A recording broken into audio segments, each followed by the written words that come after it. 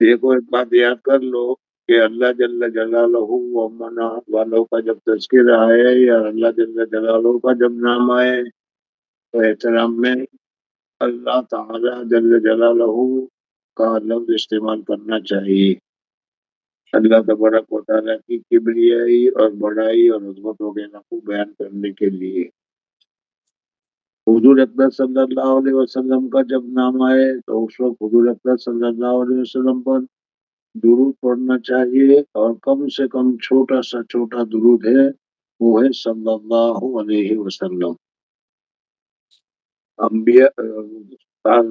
جب صحابہ کرام رضوان اللہ تعالی علیہ مجمعین کا تذکرہ ہو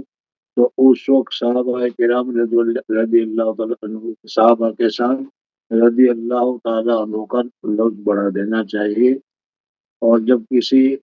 بڑے کا، بزرگ کا یا بڑے آدمی کا یا بڑے عالم کا تذکرہ آئے تو اس صورت میں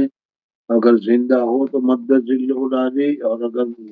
زندہ نہیں ہے تو رحمت اللہ علیہ کا لفظ بڑھا دینا چاہیے۔ امام بخاری اس وقت موجود نہیں ہے، اس وجہ سے من حدیث محمد ابن اسماعیل ابن ابراہیم الجوفی بخاری رحمہ اللہ تعالی علیہ۔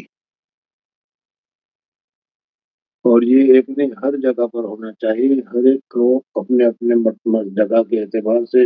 یا اپنے کو ہر ایک کو مرتبہ کے اعتبار سے ان کی عزت اور احترام کرنا چاہیے۔